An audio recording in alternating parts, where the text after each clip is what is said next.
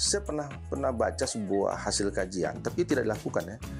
Antara Sabang dengan Banda Aceh, itu kalau lihat potensi sumber pakan ikannya luar biasa. Karena gini, kalau hanya tergantung dengan migas, Aceh tidak akan ada. Pak sekarang ini gitu. Tapi bagaimana sih dengan potensi laut, dengan potensi hutan yang alam yang ada ini kita maksimalkan. Kalau bahasa saya dalam pelaku usaha itu bahwa tidak ada produksi tanpa market. Nah, saat ini international market terhadap beberapa komoditi misalnya seperti nilam, pala, sawit, kelapa dan sebagainya sangat memperhatikan sektor kelestarian lingkungan. Nah, semua ini menjadi syarat sebuah produk itu bisa dipasarkan di pasar internasional. Saya kembali kepada bahwa apapun yang dikembangkan oleh pemerintah harus memiliki dua syarat, yaitu mendapatkan nilai ekonomi dan juga nilai konservasi.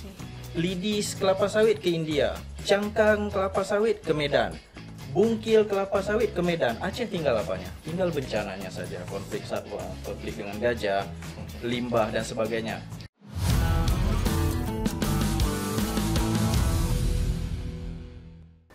Oke, Assalamualaikum warahmatullahi wabarakatuh.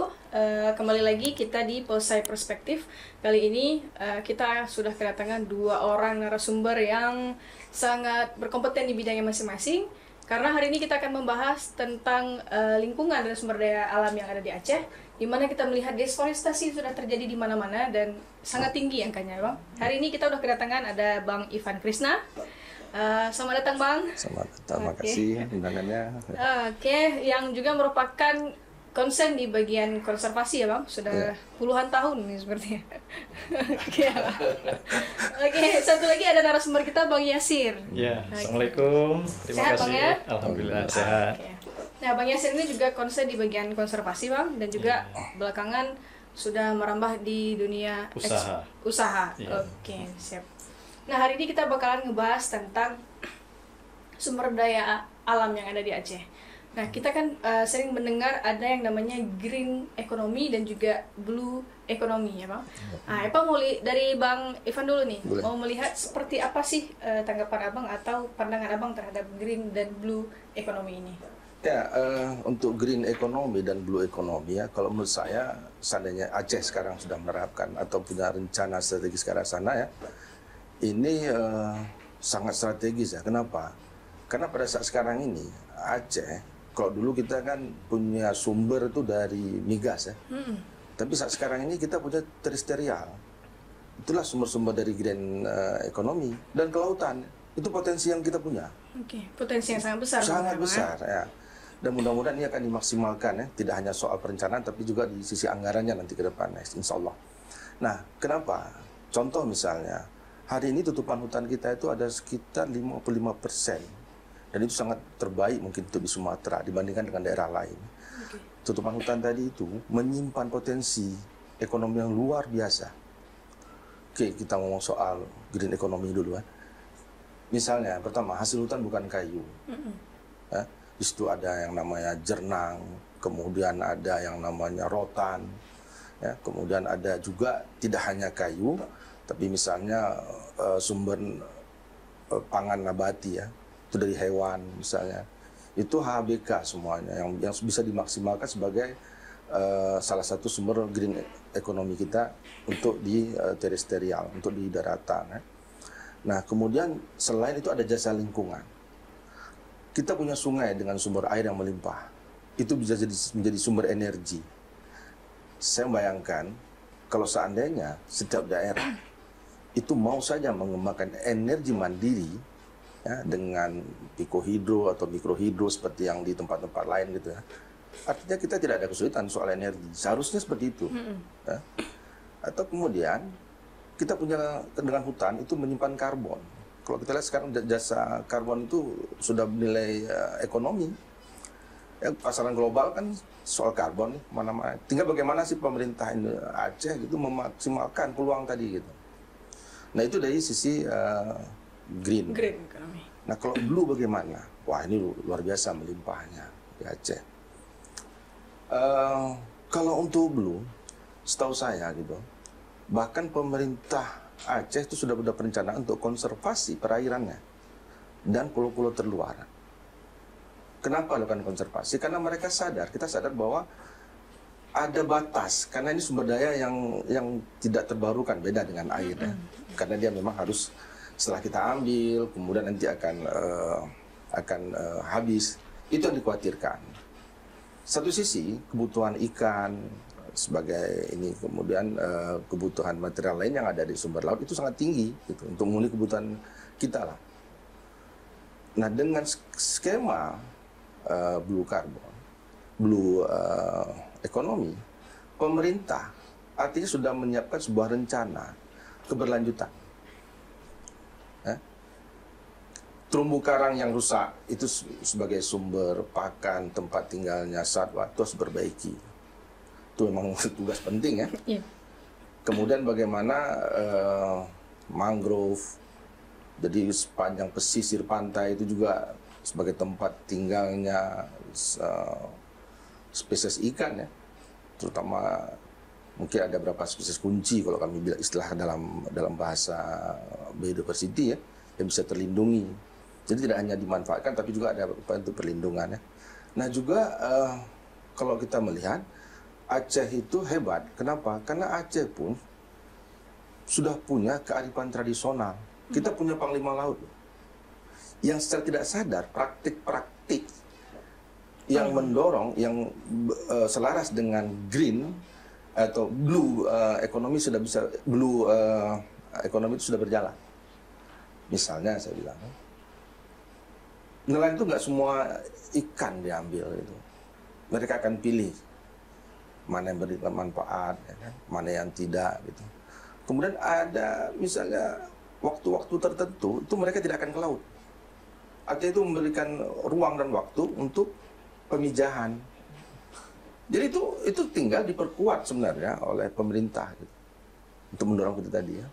Kemudian mungkin saya pernah baca sebuah hasil kajian, tapi tidak dilakukan ya. Antara Sabang dengan Banda Aceh, itu kalau lihat potensi sumber pakan ikannya luar biasa. Tapi tidak pernah dimaksimalkan, misalnya dikembangkan secara massal ya, jadi keramba dan sebagainya. Dan itu mungkin jadi PR pemerintah ke depan. Saya pikir itu dari saya. Dengan sumber daya yang ada itu harusnya lebih dimanfaatkan lagi. Oh, luar biasa. Karena gini, kalau hanya tergantung dengan migas, seperti masa-masa yang lalu historis itu semuanya itu, Aceh tidak akan. Sekarang ini gitu. Tapi bagaimana sih dengan potensi laut, dengan potensi hutan yang alam yang ada ini kita maksimalkan. Sebenarnya itu aja. Jangan hanya bergantung dari satu sisi gitu ya, migas doang gitu ya. Itu mungkin apa kita bilang, itu kisah lalu ya. Jangan lagi lah. Karena itu yang kita punya gitu. Iya. Itu yang punya gitu. Oke, mungkin dari Bang Yasir ada yang Baik, bertambahkan? terima kasih. Menarik sekali Oke. pembahasan ini. Saya melihat begini, seperti menyambung yang disampaikan oleh Bang Ivan, Aceh ini memiliki potensi yang luar biasa, baik green economy maupun blue economy ya. Yang semua potensi itu bisa menjadi pilar untuk ketahanan ataupun sumber pendapatan daerah Aceh supaya bangkit dari juara bertahan kemiskinan ya, juara 1 termiskin di Sumatera, juara 6 atau juara 5 ya, termiskin di Indonesia. Nah, sebenarnya kenapa Aceh miskin di kelimpahan sumber daya? Apakah sumber dayanya kurang? Tidak, sumber daya melimpah, modal usaha melimpah, SDM-nya hebat-hebat, pintar-pintar. Nah, ada yang salah, tentu yang perlu kita kaji kembali di mana kesalahan itu. Nah, sebagai contoh begini, untuk green economy, Aceh mempunyai beberapa sektor yang bisa diandalkan untuk Aceh itu bangkit, seperti sektor pertanian dengan subsektor tanaman hortikultura, pangan, perkebunan, kemudian ada sektor peternakan, ada sektor kehutanan. Nah, saya melihat di pemerintah Aceh saat ini sedang digarap roadmap komoditi unggulan dan strategis daerah yang meliputi pertanian, perkebunan, pangan, peternakan, dan juga kehutanan, yang bisa menjadi acuan kita untuk mengelola sumber daya atau komoditi potensial dan strategis ini menjadi komoditi yang bisa membangkitkan perekonomian Aceh. Di sisi blue economy, green economy dan blue economy, maaf yang kelautan, sektor kelautan ini, Aceh merupakan daerah dengan garis pantai terpanjang di Sumatera. Karena dari pantai timur, dari Aceh sampai Kuala Simpang, di pantai barat dari Aceh hingga Singkil, itu semua merupakan potensi yang luar biasa untuk sumber perikanan Aceh yang perlu kita kelola dengan baik. Saya pikir kalau kita bersama-sama ini bisa kita kelola dengan baik untuk menjadi bagaimana Aceh ini bangkit. Saya pikir demikian. Mungkin saya bisa tambahkan sedikit ya terkait dengan blue. Sebenarnya begini ya, Sabang itu sudah menjalankan praktek-praktek blue economy loh. Dengan apa? Dengan konservasi lautnya, sehingga mengundang wisatawan untuk datang.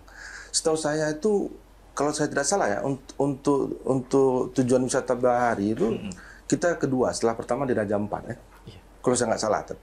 Jadi artinya apa? Kalau kita lihat, tinggal bagaimana meningkatkan kapasitas pengelolaannya aja. Nah, tapi ini baru Sabang ya. Iya. Kalau misalnya kita lihat di tempat lain, bahkan tuh tidak kalah indahnya dengan Sabang, tapi belum terekspos. Jadi sebenarnya ya tugas pemerintah salah satunya adalah, menurut saya nih ya, kalau untuk di pariwisatanya, melakukan identifikasi lebih komplit, mana sebenarnya zona-zona yang punya potensi untuk dikembangkan wisata bahari untuk mendukung green economy. Itu di awal dulu sebenarnya. Jadi memetakan dulu lah potensi-potensi laut yang memang memiliki potensi besar dari segi wisata dan juga saya pikir tidak hanya laut ya, darat dan laut ya, green dan blue dua-dua kita petakan bahwa Aceh itu sebenarnya memiliki kelimpahan sumber daya yang luar biasa. Nah, yang ini yang belum kita optimalkan pemanfaatannya untuk menjadi sumber pendapatan masyarakat dan juga sumber pendapatan daerah. Nah, ini yang perlu kita lakukan bersama. Benar-benar. Karena kalau seandainya Sabang itu menjadi salah satu contoh, kalau seandainya itu bisa dikelola yang sama ke Singkil misalnya atau ke Pulau Simelu yang memiliki pantai-pantai yang bagus, kita bilang memiliki sumber daya lautnya yang sangat melimpah, maka mungkin itu akan menjadi pendapatan-pendapatan daerah lainnya. Gitu. Nah, ada salah satu sebenarnya konsep wisata yang saya nggak tahu apakah kita sudah membuat roadmap-nya atau belum, saya nggak tahu ya. Jadi begini, orang tidak akan tertarik misalnya hanya pergi ke Sabang, karena itu yang kita tonjolkan. Tapi seandainya kita juga bisa memasukkan wilayah lain, misalnya seperti Lauser, kemudian mungkin ada rafting dan sebagainya dalam satu informasi yang utuh, orang akan datang melihat gitu. Dia akan men-spendkan waktunya, misalnya kalau ke Sabang 2 hari, oh berarti saya harus ke mana dan kemana. Nah itu konsep yang sekarang mungkin yang dilakukan oleh Sumatera Utara ya, dengan Danau Tobanya. Yang dia jual tidak hanya Danau Tobanya saja, gitu. Tapi Danau Toba itu menjadi menjadi salah satu destinasi ya. Destinasi yang tidak dia jadi seperti host gitu untuk wilayah wisata yang lainnya gitu. Nah, kita sudah punya Sabang. Tinggal bagaimana memaksimalkan potensi wisata yang lain sehingga orang datang itu tidak hanya ke Sabang, tapi jadi artinya green economy dan blue economy terakomodir kalau itu bisa dilakukan.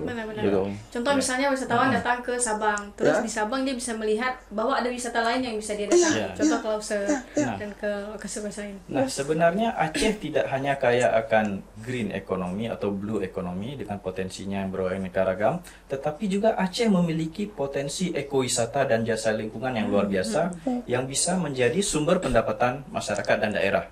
Nah, ekowisata ini adalah bisnis konservasi masa depan, di mana kita mendapatkan hasil tanpa melakukan kerusakan terhadap alam. Kita tanpa mengeksploitasi alam. Misalnya contoh, Costa Rica, salah satu negara yang mengandalkan sektor ekowisata untuk pendapatan negaranya. Nah, kita perlu mencontoh bagaimana mereka mengelola hutannya, lingkungannya dengan lestari, tetapi pendapatannya luar biasa. Luar biasa pendapatan negara dari sektor ekowisata ya. Yang di sini yang saya sampaikan adalah konsep ya, adalah ekowisata, bukan pariwisata secara umum atau mass tourism, wisata massal yang menimbulkan sampah di mana-mana, kerusakan dan perilaku yang beragam, tetapi eko yang ada nilai pendidikannya, tetapi pendapatannya tinggi. Nah, ini yang perlu kita kembangkan. Saya melihat ini sedang disusun juga rencana induk pengembangan pariwisata dengan konsep utamanya adalah ekowisata. Mudah-mudahan ini bisa berjalan di Aceh. Ya. Nah, Oke, kalau misalnya melihat yang sedang dicoba untuk diterapkan itu, menurut Abang gimana lokasi yang sangat cocok untuk kita terapkan ekowisata itu tadi? Untuk di ekowisata Aceh khususnya. tentu saja di daerah yang memiliki potensi. Yang salah satu adalah Aceh. Hutan Aceh. Aceh memiliki hutan dengan luas 3,5 juta hektar. Ini bisa menjadi kawasan pengembangan ekowisata, di mana keanekaragaman hayati yang ada di Aceh ini, baik flora fauna, memiliki nilai jual untuk pengembangan wisata. Kemudian untuk jasa lingkungan, hutan Aceh ini berpotensi untuk penjualan karbon yang luar biasa. Dulu pernah dicanangkan di Ulu Masin dengan luas 750.000 hektar. Dan saat ini pemerintah Aceh di bawah kementerian kemarin, kebetulan saya juga bagian dari tim untuk membantu menyusun untuk perencanaan karbon untuk penjualan karbon Aceh. Jadi kita memberikan input. Nah, Aceh memiliki potensi untuk sektor perdagangan karbon. Jadi pendapatan dari pengelolaan hutan yang lestari bisa dari ekowisata, bisa juga daripada karbon, dan juga bisa pengelolaan hasil hutan kayu, hasil hutan bukan kayu, dan juga sektor kelautan tentunya, Bang Ivan ya. Ya, mungkin kalau ditanyakan spot contohnya, ya, misalnya contohnya, yang ini sudah dibangun loh sama teman-teman sebenarnya, tapi dari kalangan NGO. Ya. Misalnya di daerah namanya Soraya, itu ada stasiun riset, juga ada ekowisatanya. Jadi kita bisa melakukan kunjungan ke situ. Terbatas ya, tapi terbatas memang karena memang diutamakan untuk research, gitu. Kebetulan itu kawasan hutan lindung, dikelola oleh sebuah lembaga. Dan praktik-praktik itu sudah mulai dicoba dilakukan gitu. Kalau yang secara ini, yang misalnya yang dilakukan oleh masyarakat, itu bisa kita lihat misalnya di Ketambi. Di Ketambi itu mereka tidak akan mau terima secara massal. Kami makanya yang datang pun memang kebanyakan dari luar ya. Tamu yang 2-3 orang yang mau menikmati indahnya hutan di Ketambi, kemudian mau lihat faunanya kayak seperti orang utan. Dan itu kalau kita ikut program misalnya seperti Mass Tourism itu nggak akan mungkin. Kenapa? Karena nanti tujuan kita misalnya mau lihat orang utan. Kalau rame dia nggak muncul, akan terima, akan susah gitu. Jadi terbatas. Tapi perbedaan apa di dalam ekoturism seperti dibilang oleh Bang Yasir adalah selain kita dapatkan dari sisi benefit, tapi juga keutuhan hutan itu yang paling penting terjaga. Bahkan ada beberapa turis itu mereka dengan semangat dan senang membawa bibit itu ya untuk dibawa ditanamkan ke lokasi. Iya, dengan senang hati gitu. Nah, ini praktik-praktik sebenarnya yang seharusnya diadopsi juga oleh pemerintah. Kenapa? Untuk menarik minat turis itu mungkin ada beberapa strategi yang harus dilakukan gitu.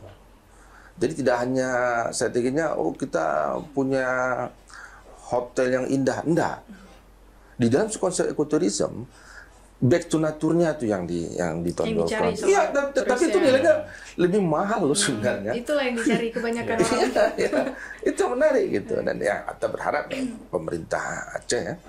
Paling kok sekarang ini saya senang ya, karena gini, saya melihat di RPJM yang sekarang sedang disusun itu ada beberapa indikator yang sebenarnya berkorelasi dengan green economy dan blue economy. Capaian yang harus dicapai, yang bisa contoh, kita punya target untuk keanekaragaman hayati. Kita sudah peningkatan, bukan stuck di nilai yang sekarang, misalnya gitu. Dan ingat, keanekaragaman hayati tadi itu semua aspek ada, tidak hanya flora dan fauna, termasuk ada jasa lingkungannya, ada masyarakatnya, kemudian ada banyak benefit yang sebenarnya di dalam kawasan yang bisa dimaksimalkan gitu. Nah itu tadi yang jadi, kalau pemerintah sudah punya semacam indikator, yang punya targetnya, yang peta jalannya ya. Dia harus bagaimana harus memenuhi tadi. Nah itu yang menarik sebenarnya. Ya. Saya lihat pemerintah Aceh memang sedang gencar menyusun beberapa peta jalan untuk pengembangan komoditi unggulan dan strategis yang ada di Aceh. baik yang green economy ataupun blue economy dan juga ekowisata, termasuk juga karbon jasa lingkungannya. Nah, saya pikir peta jalan ini bisa menjadi acuan bagi pelaksanaan berbagai kegiatan di Aceh. Dari sisi pengembangan komoditi, saya melihat bahwa apapun yang kita kembangkan itu harus memberi dua manfaat, yaitu manfaat ekonomi dan manfaat konservasi. Nah, ini wajib ada kalau pandangan saya ya. Nah, dari sisi ekonomi dulu, berbagai komoditi yang kita kembangkan yang dimiliki Aceh itu kalau bahasa saya dalam pelaku usaha itu bahwa tidak ada produksi tanpa market. Nah, jadi komoditi-komoditi yang kita kembangkan ini juga harus melihat sisi marketnya. Nah, saat ini international market terhadap beberapa komoditi misalnya seperti nilam, pala, sawit, kelapa dan sebagainya sangat memperhatikan sektor kelestarian lingkungan. Di mana salah satu syarat untuk bisa produk itu masuk di pasar internasional adalah traceability atau keterlacakan atau ketelusuran dari mana produk itu berasal, apakah dalam kawasan hutan atau tidak, merusak lingkungan atau tidak, berdampak kimia, perlakuan kimia atau tidak. Nah, semua ini menjadi syarat sebuah produk itu bisa dipasarkan di pasar internasional. Nah, jadi seperti beberapa produk di Aceh ini, dia menempuh beberapa sertifikasi. Ada yang namanya sertifikasi organik, ini umum dilakukan. Kemudian kalau Amerika dia lebih cenderung kepada sertifikasi fair trade. Kalau di Eropa fair for life sertifikasi, di mana fair for life itu adil untuk kehidupan. Adil dalam hal apa? Ada 3 hal, yaitu adil dalam ekologi, ekonomi dan sosial. Jadi ada 3 dampak yang harus kita perhatikan di setiap pengembangan komoditi. Nah, saya pikir gitu, Bang. Ya, itu juga mungkin selaras dengan apa yang dicita-citakan dalam jadi dalam konferensi COP Islam Biodiversity itu ada target di tahun 2050 tadi yang disampaikan oleh Mbak Asia tadi, keselarasan hidup dan memberikan manfaat. Nah, kalau 2050 keselarasan hidup artinya apa? Bahwa artinya masyarakat mendapatkan benefit dari hutan, dari alamnya gitu ya, dan memberikan manfaat. Kalau itu bisa terjadi, itu artinya keseimbangan, artinya hutan, alam terjaga, masyarakat dapat manfaat. Jadi praktek-praktek seperti ini, ya, menurut saya itu sangat ideal. Tapi walaupun demikian, kalau kita membayangkan seperti ini yang sebenarnya idealnya gitu, kondisi di lapangan saat ini juga tantangannya luar biasa. Ya, deforestasi masih. Kemudian soal tata kelola, ini soal kebijakan juga ya, kadang-kadang mesti masuk ke sana juga.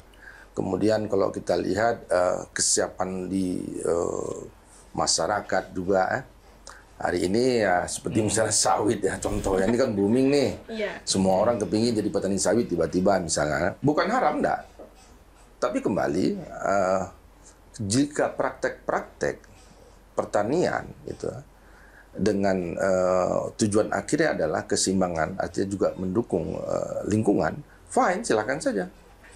Makanya seperti dibilang, kalau di sawit misalnya ada RSPO, ada ISPO untuk sertifikasi, artinya mereka sudah melakukan praktek-praktek lingkungan dalam menjalankan budidayanya gitu.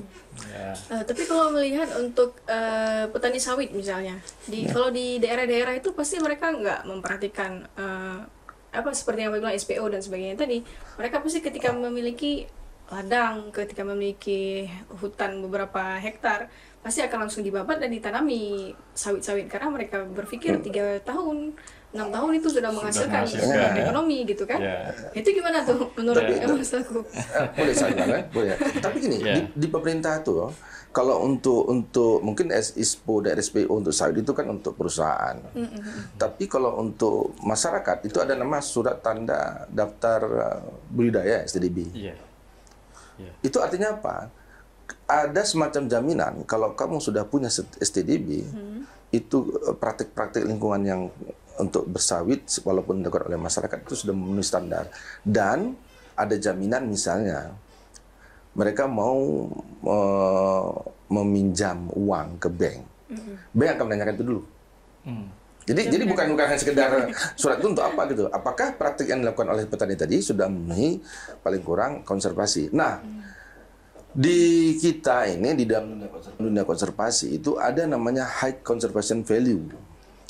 Identifikasi sebuah kawasan, apakah itu perkebunan atau tidak, bahwa dia punya nilai konservasi tinggi dalam kawasan.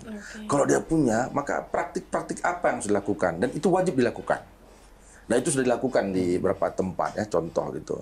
Jadi sekarang tidak sembarang lagi, dan Aceh sudah buat itu program sawit berkelanjutan, terutama untuk para petani yang akan replanting. Maksud replanting di sini adalah tanaman mereka yang di tahap awal itu sudah selesai, mereka mau ganti dengan tanaman lain. Nah, pemerintah menyediakan anggaran. Itu bantu. Tapi dengan catatan tadi, bahwa kamu harus masuk skenario skema sawit berkelanjutan. Nah, alhamdulillah kalau kita lihat ini di daerah itu sudah mulai ke arah sana gitu, pelan-pelan gitu ya. Sudah masuk ke skema tadi. Jadi kita sebenarnya hanya soal yang paling urgen menurut saya kalau untuk itu ada pengawasan, memastikan bahwa skema itu bisa berjalan dengan baik itu. Kalau pengawasannya jalan, semua jalan, nggak ada masalah, insya Allah terkendali ya. Terkendali gitu. Memang memang tidak dapat dipungkiri bahwa kelapa sawit ini memiliki nilai ekonomi yang tinggi ya. Menurut satu literatur bahkan bisa 240 produk turunan yang dihasilkan dari kelapa sawit. Seperti mentega, sabun dan sebagainya. Sangat banyak ya. 240 turunan ini luar biasa menurut saya nih ya. Dari sisi ekonomi sangat menjanjikan. Tapi dari sisi ekologi kelapa sawit ini juga tidak dapat kita pungkiri, dia berdampak terhadap deforestasi di saat pengembangan sawit ini melakukan ekstensifikasi, perluasan areal. Mau tak mau yang disasar adalah sebagian besar adalah kawasan hutan gitu ya. Ataupun non kawasan hutan tapi adalah hutan begitu yang beralih fungsi misalnya. Contoh di Trumon APL-nya memang hutan. Sekarang sudah terputus antara TNGL dengan SM Rawasingkil. Itu hutan dulu. Kenapa nggak dijadikan kawasan hutan? Gitu? Nah, jadi dari satu sisi ada manfaat ekonomi yang luar biasa bagi masyarakat dan daerah, tetapi ada juga dampak ekologi. Kita harus mencari jalan tengahnya bagaimana semua ini bisa berjalan dengan baik. Tentunya ada ketentuan-ketentuan, ada peraturan yang harus dipatuhi. Di mana market sawit juga tidak sembarang menerima sekarang minyak kelapa sawit di saat traceability-nya tadi dia berdampak terhadap kerusakan lingkungan. Misalnya seperti Rainforest Alliance itu sangat concern terhadap kebijakan lingkungannya. Nah, saya pikir Aceh sudah mulai melirik. Sekarang ada PMU kelapa sawit berkelanjutan yang di Bapeda Aceh. Mereka sangat konsen terhadap isu-isu lingkungan, pengembangan sawit yang ramah lingkungan tentunya ya. Nah, saya pikir tidak hanya sawit, seluruh komoditi yang dikembangkan harus memperhatikan dua sisi tadi. Nilai ekonominya harus dapat, nilai konservasinya juga harus dapat. Misalnya begini, beberapa komoditi yang lain sekarang booming, misalnya nilam. Nilam juga mensyaratkan untuk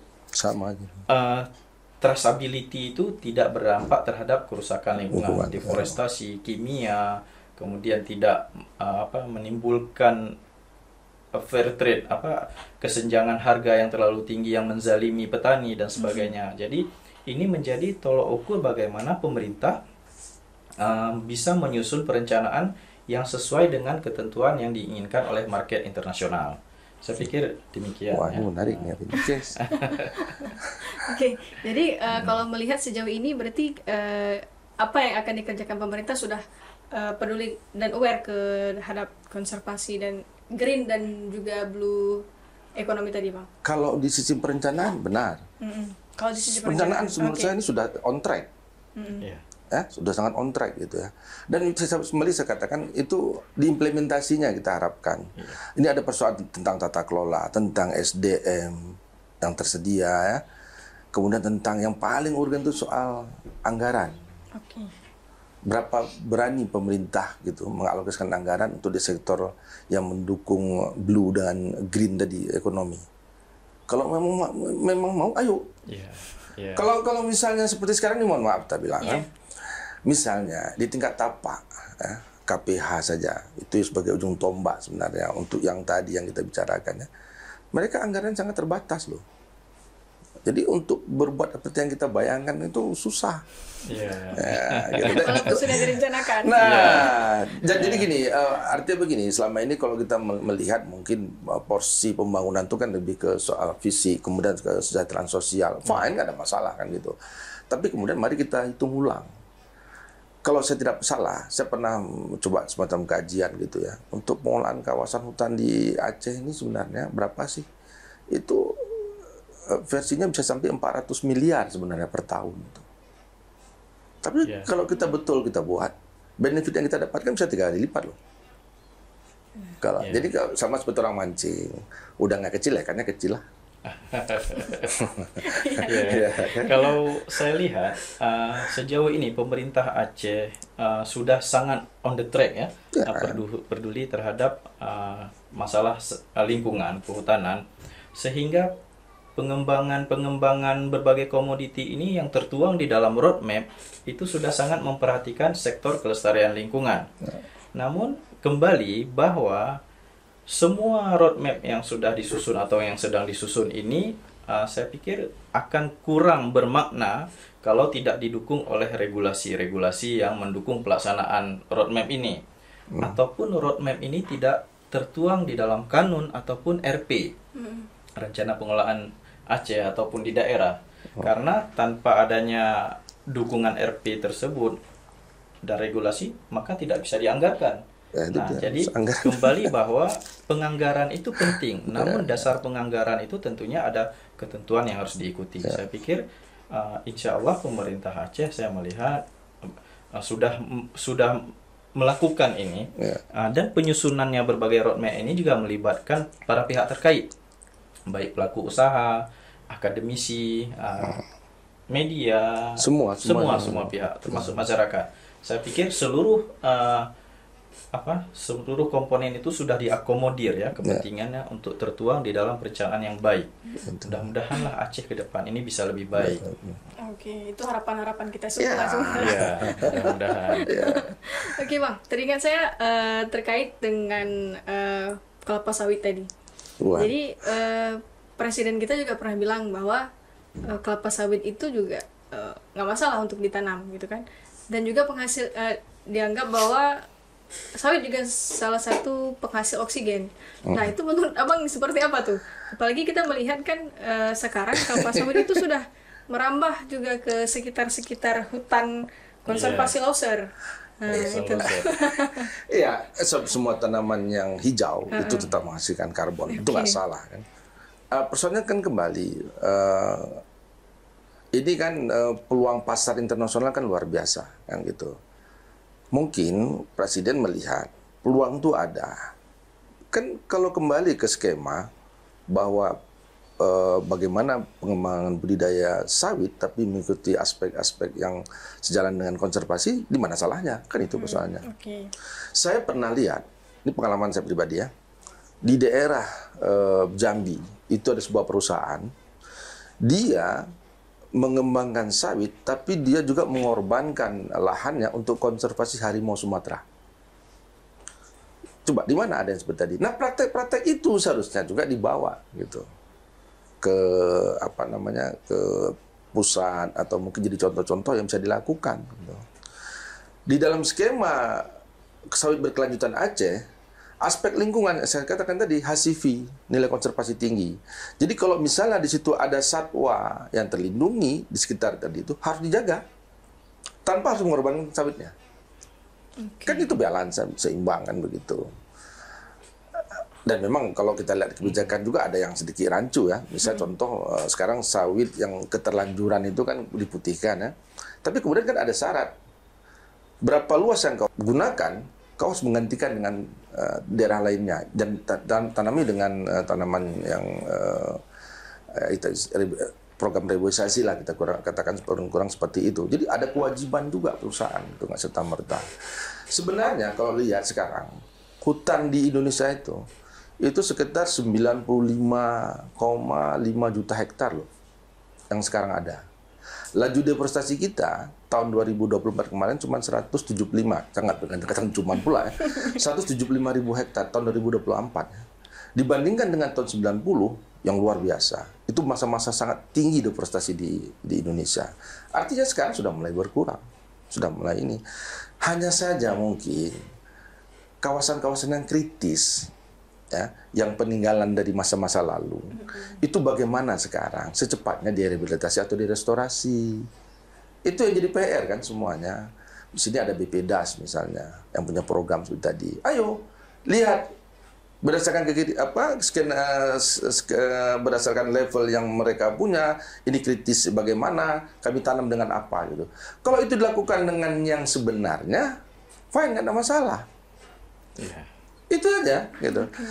Balancing, keseimbangan itu yang dijaga. Lain enggak. Jadi kalau dengan saya berkatakan Aceh hari ini yang paling terbaik loh tutupan hutannya. Tapi juga kita lihat bagaimana bencana di Aceh juga tinggi. Artinya itu juga harus jadi pertimbangan bagi pengambil keputusan pemerintah dalam hal ini. Kalau tingkat 55% saja tutupan hutan kita, tapi bencana juga ada di mana-mana, artinya kita harus meningkatkan tutupan hutan. Oke, kalau gitu identifikasi berapa luas lahan kritis yang sebenarnya gitu. Kemudian praktek-praktek pertanian. Nah, itulah yang sekarang menjadi tujuan, kalau istilah kami katanya volunetzing namanya. Forest Land Use, NETSI. Jadi kita mau ke arah sana sebenarnya.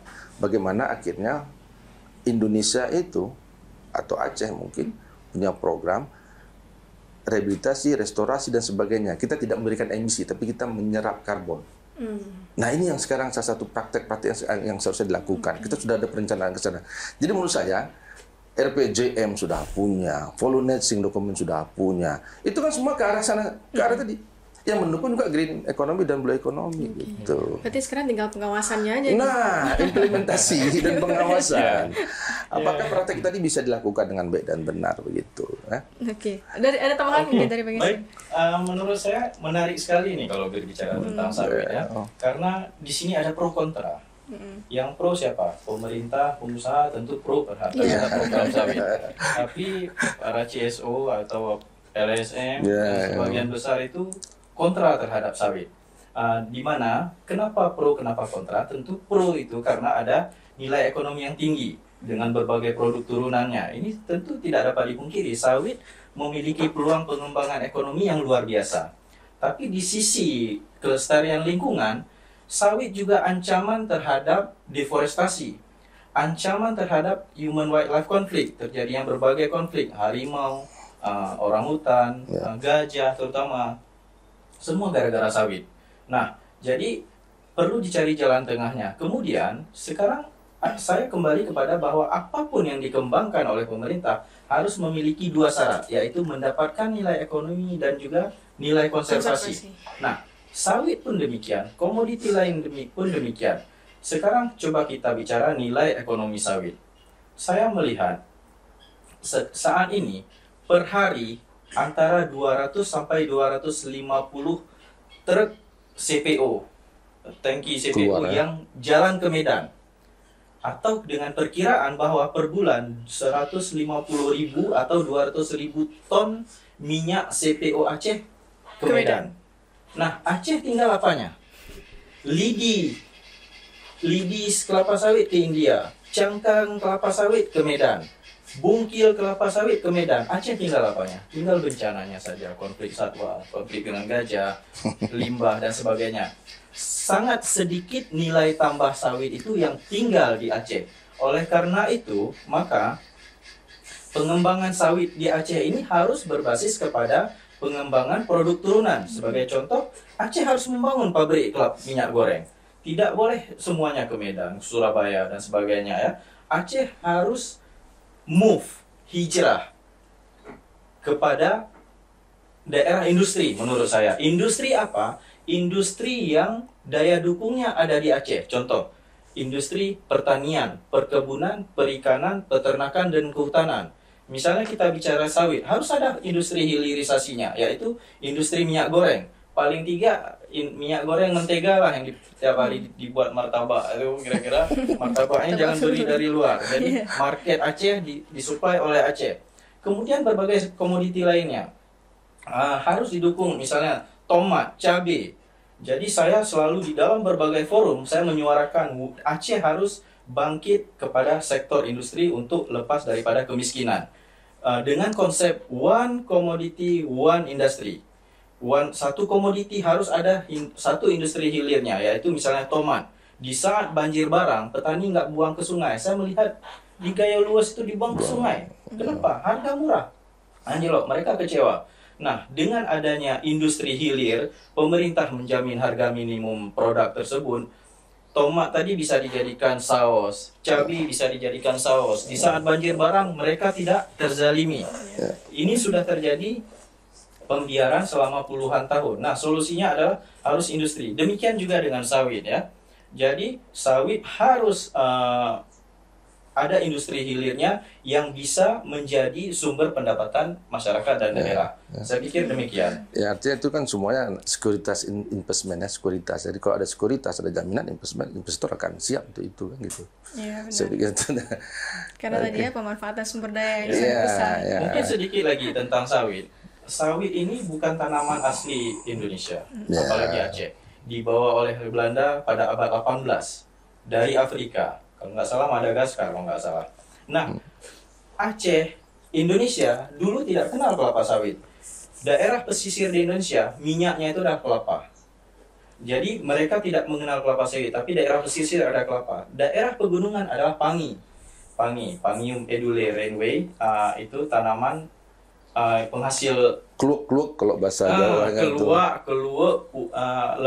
Kepayang. Nasi apa namanya itu? Nasi rawon. Rawon Dulu, itu. sekarang di Aceh sendiri masih ada kearifan lokal membuat minyak goreng dari buah pange. Ada daerah namanya Cot Pange, Alu Pange, Krum Pange, dan sebagainya yang masih ada memproduksi minyak pange. Jadi sawit ini pendatang baru, tetapi pendatang baru yang hebat ya. Langsung menguasai pasar. Hampir menguasai pasar dia ya. Jadi menurut saya untuk kebijakan pengembangan sawit, selain membangun industri hilirnya, minyak goreng misalnya dan mentega paling enggak, juga daerah-daerah yang tidak bisa dikonversi menjadi kebun sawit, misalnya daerah yang rawan terhadap konflik gajah misalnya, ataupun daerah yang water catchment area, daerah tangkapan air, ataupun daerah-daerah dengan kecuraman yang tinggi, maka salah satu pengembangan tanaman alternatifnya itu adalah pangi. Kebetulan tesis saya adalah tentang tanaman pangi, penghasil minyak pengganti kelapa sawit yang ramah lingkungan. Dia tidak perlu dibudidayakan secara homogen. Dia bisa di dalam kerapatan tegakan yang tinggi, di dalam semak belukar, nilai ekonominya tinggi, sejarahnya ada, dan tidak berdampak terhadap konflik satwa dan deforestasi. Mungkin demikian. Oke, menarik sekali ini pembahasan tentang pangi. Pangi. Ya, ini contoh alternatif tumbuhan yang bisa menghasilkan minyak, banyak komoditas yang jadi sumber pakan yang ada di hutan. Belum nanti kita karena waktu juga mungkin kita belum cerita tentang porang itu banyak sekali komoditas. Mungkin nanti bisa season 2. Jenang banyak. Saya optimis Aceh bisa bangkit ke depan dengan berbagai komoditi yang kita miliki ya. Jadi dari sisi kembali kepada green economy, blue economy, bahkan ekowisata dan jasa lingkungan, karbon, kita punya potensi yang besar. Oke. Jadi memang ada kok? Nggak, itu tadi kalau menurut saya ya sekarang tinggal pemerintah dengan perencanaannya maksimalkan ya. Bagaimanapun juga di sisi anggaran yang sebenarnya yang harus kita advokasi sebesar-besarnya pemerintah, DPR duduk ya. Karena apapun cerita, perencanaan tadi nggak akan jalan tanpa anggaran gitu. Benar. Dan juga SDM. Dan satu lagi adalah keberanian untuk mulai kita terlibat dalam skema teknologi untuk pertanian kita. Jadi jangan berpikir bahwa produk itu hanya ditentukan dari luasnya lahan, tapi dengan penggunaan teknologi begitu. Jadi kalau itu aspek bisa dilakukan, yaitu modifikasi semuanya, saya yakin mau green ekonomi kah ke depan, mau blue green. Karena yang paling penting itu bukan apa ya? Jangan nanti setelah 5 tahun ini jalan, berikutnya akan ubah lagi kebijakan. Ini kan yang sering terjadi gitu. Nah, seperti ini jadi artinya kalau memang pemerintah bisa menunjukkan dasar-dasar penguatan dengan kebijakan, dengan anggaran, dengan rencana yang baik, saya yakin siapapun akan memerintah dia akan mengikuti rancangan-rancangan sebelumnya gitu. Apalagi kita kan RPJM-nya Aceh juga kalau melihat, bukan RPJM ya, RPJP-nya Aceh itu juga memasukkan sektor biodiversity, sektor lingkungan dalam perencanaannya gitu. Mudah-mudahan aja siapapun jadi gubernur dia akan melihat tadi. Tidak hanya sekedar jadi dokumen nih, atau udah selesai gitu. Saya pikir kalau saya itu sih sebenarnya. Mungkin ada closing statement sedikit sebelum kita ini Bang, dari Bang Yasir dulu. Berhubung kayaknya udah lebih nih dari waktu yang ditentukan. Baik, jadi Aceh memiliki potensi green economy, blue economy, ekowisata dan jasa lingkungan, termasuk karbon di dalamnya, sebagai pilar untuk ketahanan perekonomian daerah yang perlu kita optimalkan pemanfaatannya dengan melibatkan semua pihak terkait. Saya pikir Aceh akan keluar daripada kemiskinan dengan memanfaatkan semua potensi yang ada ini. Saya pikir demikian statement saya. Optimis gitu Bang ya? Iya, saya optimis sekali. Dari Bang Ivan? Kalau saya apa ya? Saya bilang gini ya, apapun perencanaan yang dilakukan pemerintah misalnya, itu akan susah kalau tidak banyak melibatkan stakeholder. Maka kalau saya lebih mendorong bagaimana untuk tercapai sebuah tujuan itu secara kolaboratif manajemen namanya. Saya paling suka dengan kata-kata kolaboratif manajemen dari dulu. Jadi siapa melakukan apa, itu jelas di situ. Pemerintah, stakeholder, NGO, semuanya. Jadi tidak bisa perencanaan pemerintah itu hanya terfokus pada upaya pemerintah sendiri, enggak. Jadi siapapun stakeholder yang bermain di Aceh, melihat potensi yang ada, ayo sama-sama kolaborasi. Itu kalau menurut saya sih.